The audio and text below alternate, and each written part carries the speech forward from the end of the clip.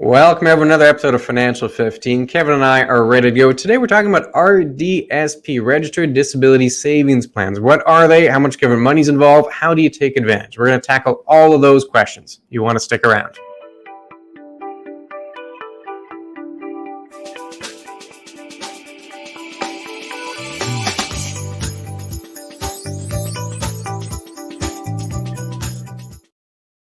Yes, a topic we've had questions on, and more so in the last little while. I don't think a lot of people know exactly what the RDSP is, and it's an important aspect depending on what your situation is to be able to deal with. Now, if you want to find out more on this, or if you want to find out any of our other videos, please go to our website at beckerorr.com. You can like us on Facebook, or as always, all our videos are on our YouTube channel. Please visit, please sign up and subscribe. We'd love to have that. Now, Clint, how does an RDSP work? What is it? Let's get into this.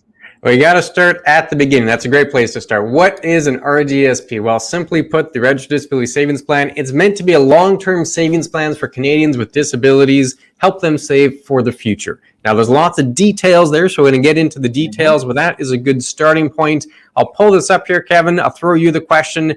We know what an RDSP is. Now, why should you open an RDSP?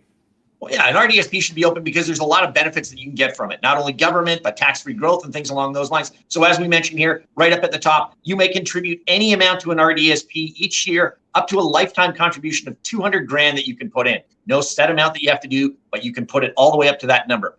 With written permission of the RDS holder, anybody can contribute to this. So it can be a friend of yours, it can be family, it can be parents, whatever the case may be. Now, the money can grow, again, as we mentioned, tax-free. And that's the big factor. So anything that you're earning off of it is huge. And of course, the government gives you contributions, and sort of in two formats. There's the Canadian Disability Savings Bond, as well as the Canadian Disability Savings Grant. So these are some of the reasons why you should open one, is because it's free money coming to you like an RESP would give you in that sort of aspect. Any other points you want to touch on? Yeah, well, that's key. There's lots of government grants. They do contribute generously. You can put a fair bit into these accounts. So there's lots of perks, lots of reasons why you should. Let's answer the question here of who can open that kind of RDSP. You need to have a long-term disability. Particularly, you need to be eligible for the disability tax credit. We're not going to get into the details of what is a long-term severe disability, but if you qualify the disability tax credit, you can open the RDSP. And we have a whole video on the disability tax credit, so I encourage you to go check that out. It'll have all the details for you. Some of the other items, you have to be under the age of 60. Once you're over 60, it's really not worthwhile to have an RDSP. And of course, you have to be a Canadian resident and have a social insurance number. So if you have those criteria, you're going to want to open an RDSP because you get all the perks that Kevin mentioned a moment ago. And now we're going to get into a little more detail of exactly what those perks look like, Kevin. The government money, they're just throwing it into the account here. Help walk us through it.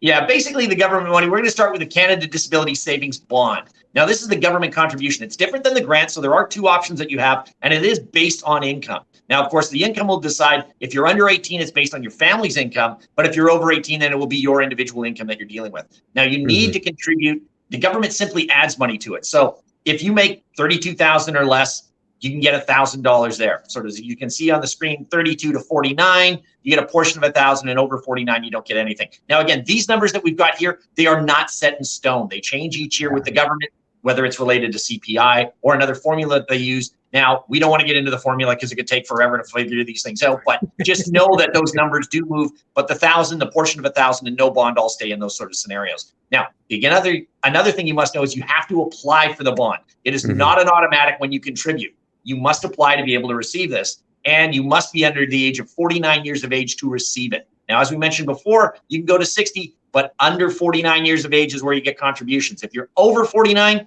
there are no more contributions from the government coming in, and you are allowed to carry forward for 10 years. So if you couldn't do anything in the beginning, but all of a sudden you come into an inheritance, you can go back 10 years to cover off what you could be getting for those grants each and every year going forward. That's sort of a rough summary of the Canada Disability Savings Bond. What about the grant, Clint?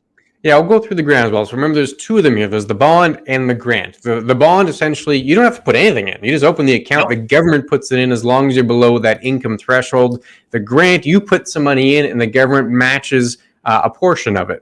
So you can get both if you do qualify. So you can see the grant, it's when you put the money in. It doesn't actually have to be yourself. It could be a family or a friend that deposits on your behalf. then the federal government will throw some extra money in there. It's based on your income. If you're under 18, it'll be based on your family income. If you're over 18, it'll be based on your income. Even if you live at home, it's still based on your income once you're over the age of 18. And you can see the threshold there. The threshold is essentially $98,000. Similar to the other numbers, those are adjusted annually, so it's not set in stone every year. They make a little adjustment to that threshold. But the idea being, if you're under $98,000 of income, the first $500, you get a 3-for-1. You put $500 in, the government puts $1,500 into the account.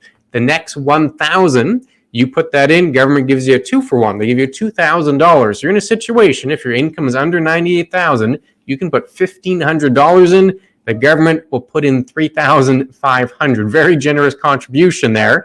Now, there's a maximum grant in any 1 year under this formula of $3,500, and there's a lifetime maximum of $70,000 you can get from the government. If your income's over the $98,000, you still get some government money. It's a 1-for-1. You put $1,000 in, they'll put $1,000 in.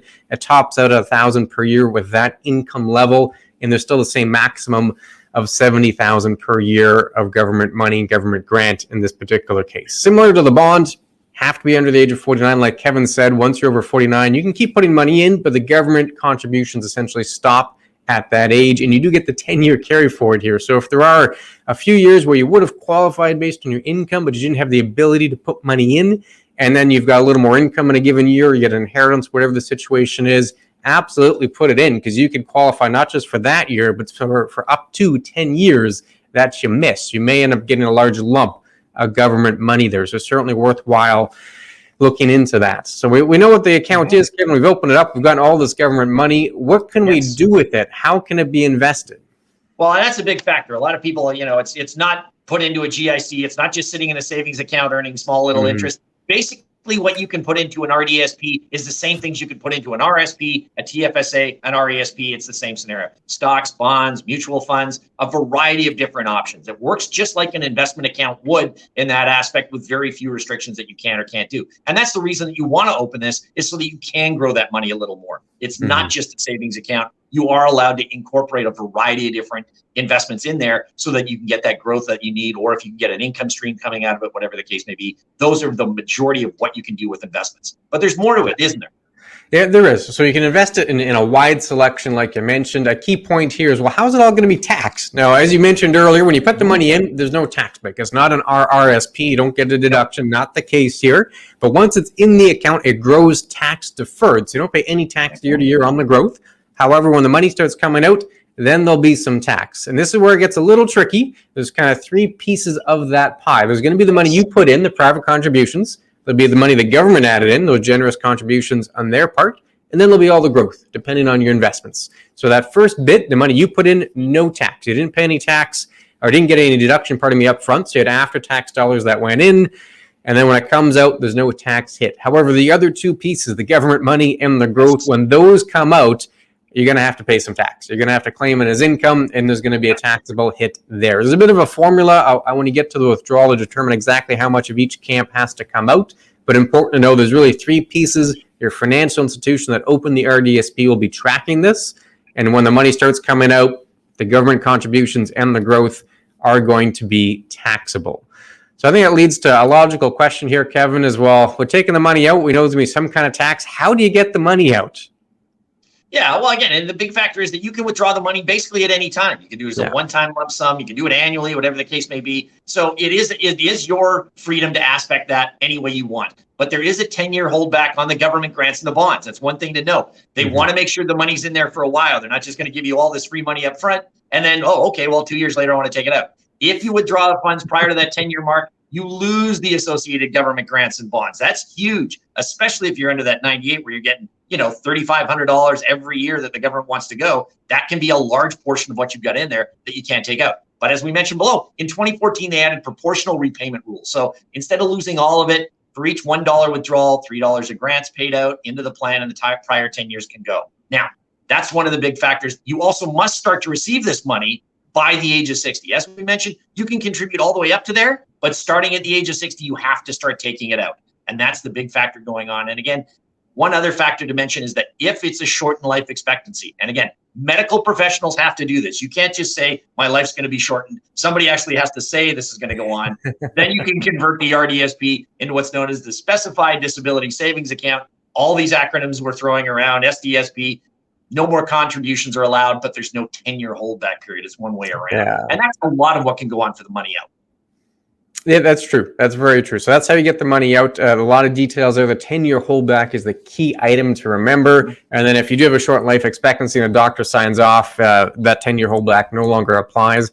RDSPs can get complicated. We kind of just scratched the surface here. There can be more details depending on your situation. So we encourage you, if you do have questions, feel free to reach out. You can always get a hold of us, chatwithclintonkevin.com, whether it's about RDSPs or any other topic, financial or not. We're always open to questions. Happy to chat with you. Simply let us know. Chatwithclintonkevin.com. Any parting comments there, Kevin?